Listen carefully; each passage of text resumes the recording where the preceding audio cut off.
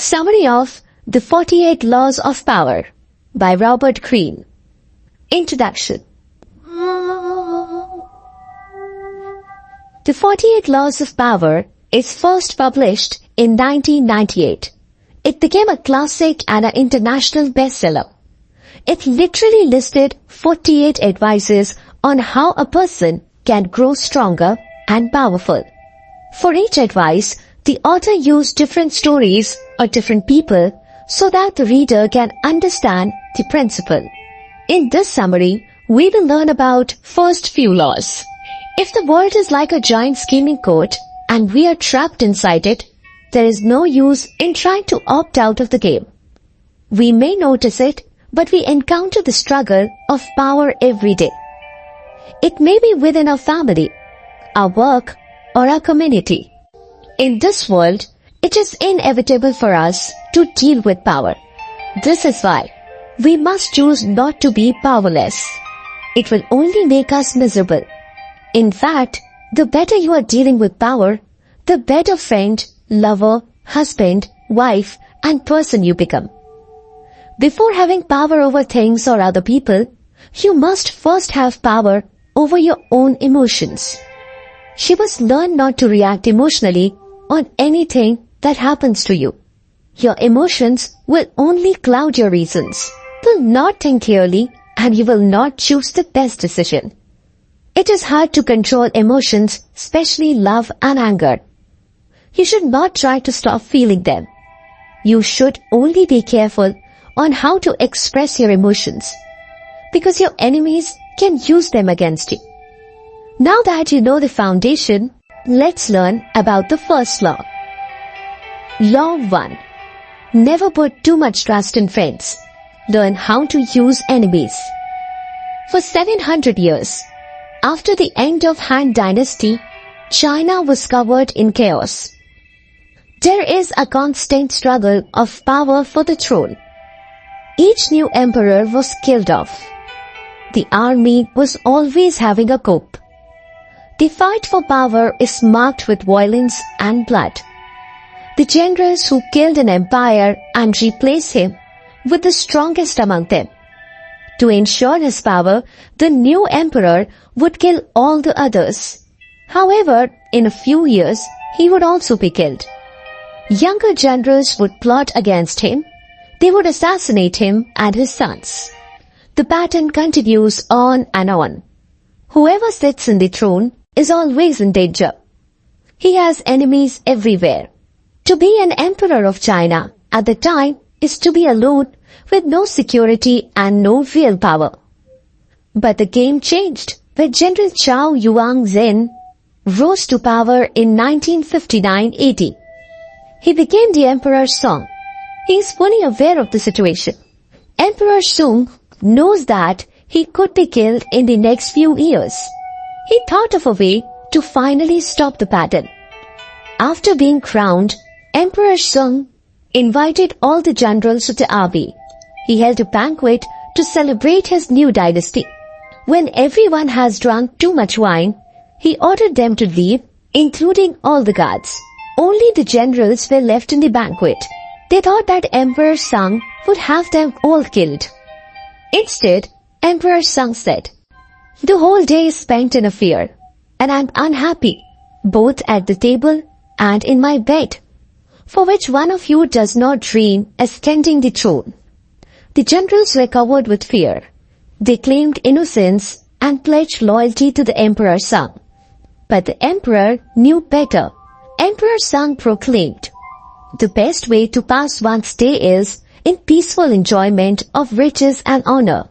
If you are willing to give up your commands, I am ready to provide you with fine states and beautiful dwellings." The generals were surprised that the emperor offered them wealth and security. They do not have to live in fear. The next morning, every general resigned their post. They accepted the retirement that Emperor Song offered. They became nobles and masters of the states that the emperor has given them. In just one move, Emperor Song got rid of the people that might betray him. Emperor Song continued to unite his kingdom. When the rebel leaders surrendered, Southern Han was in rebellion for years. It was led by King Liu. When the rebel leader surrendered, the emperor did not punish him. Instead, Emperor Sung gave King Liu a position in his imperial court. He also invited him to drink wine as a sign of friendship. Inside the palace, Emperor Sung offered King Liu the glass of wine. King Liu hesitated. He is afraid that the wine is poisoned. Your subjects' crimes certainly merit death. But I beg your majesty to spare your subject's life. Indeed, I dare not to drink this wine. The emperor just laughed. He has no plans of poisoning King Liu. Emperor Sung took the wine and drank it himself. Starting from that day, King Liu became loyal to Emperor Sung.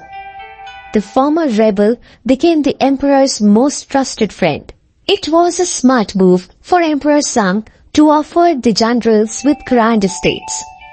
They stopped being threat to him. This is smarter than murdering them. Indeed, Emperor Sung was able to stop the violence and civil war in China. The Sung dynasty reigned for 3 centuries. A man suddenly spared the guilty is a grateful man indeed, and will go to the ends of the earth for the man who has pardoned him. When you turn your enemies into friends, they become your most faithful ally. They are more reliable than the friends who surround you. Friends agree with you to avoid conflict. They hide qualities that might offend you. You might not really know them well. They may be envious. When conflicts arise, your friendship may fade. Your enemies, on the other hand, are an untapped gold mine that you must learn to have exploit. Law 2. Conceal your intentions. There was a courtesan in 17th century France by the name of Ninon de Lenclos. Many great men, politicians, thinkers, and writers had fallen in love with her. She became experienced in art of love. Ninon understood that seduction is a game. It is a skill that could be practiced. Over the years, her reputation became known. The rich families of France would make their sons come to her. She would instruct them in matter of the heart. Marquis de Savinge was one of them. The Marquis was only 22 years old. He was rich and handsome, but he has no experience in love. At the time, Ninon was already 62 and very famous. She listened to the story to Marquis. There was a young and beautiful countess to whom he had fallen in love with, but he was hopeless in pursuing her. He did many mistakes in trying to court her. First of all, Ninon made the Marquis understand that love is a war. He must plan his every step. He must execute those plans carefully. Ninon instructed the Marquis to start a war, that he must do it to appear distinct and indifferent towards the Countess. When the Marquis sees the Countess again, he would treat her as a friend. The Countess will think that he only wants friendship. This would make her confused. The next step is to make her feel jealous. The Marquis should walk around Paris surrounded with beautiful girls. The Countess would not only be jealous, she would think that a lot of women desire the Marquis. Ninon explained to him that a woman wants a man who is also wanted by others. It would be more satisfying to win his love. After making the Countess confused and jealous, that will be the best time to seduce her. The Marquis must change his routine. His moves must be unpredictable.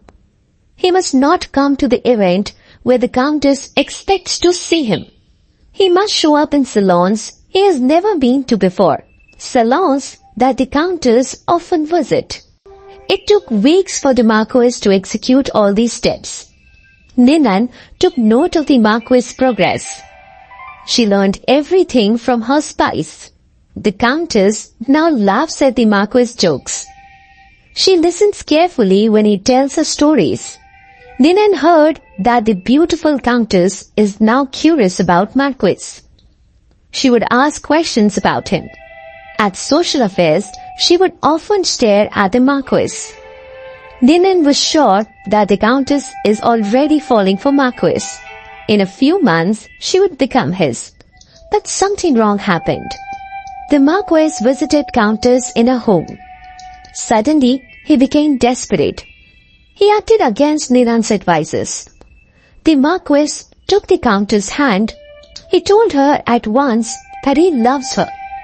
The Countess was shocked. She politely excused herself. As the night went on, the beautiful girl avoided his glances. She did not tell good night and see him leave. When the Marquis visited again, he was told that the Countess was away. After a few more visits, the Countess let him in.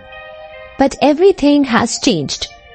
She became uncomfortable and awkward towards the Marquis. That became the end of his love story.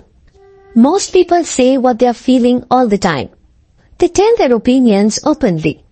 They reveal their intentions and plans at once. It is natural and easy for us to do as humans. Limiting what you reveal and say takes efforts. Moreover, many of us believe that honesty is a sign of good nature. It will win the hearts of everyone. But sometimes it is not true. Honesty is actually a blunt instrument, which bodies more than it cuts. When you are very honest, it makes you predictable. People will not see it fit to fear or respect you. To become powerful, it is better to set honesty aside. Learn the art of hiding your true intentions. This will give you an advantage. People instantly believe what they hear and what they see. It is easy to deceive. Pretend that you have your eyes for something else. This will make you free to work on your real goal. In seduction, set up conflicting signals, such as desire and indifference, and you not only throw them off the scent, you inflame their desire to possess you. Always say less than necessary. It was a custom in the French court to discuss the state issues first before presenting to the king. The ministers and nobles would debate and argue with each other for days. Then they must choose 2 representatives. Each of them would explain one point of view to Louis XIV. The king would decide on the best resolution of the state issues. The representatives finally came to him.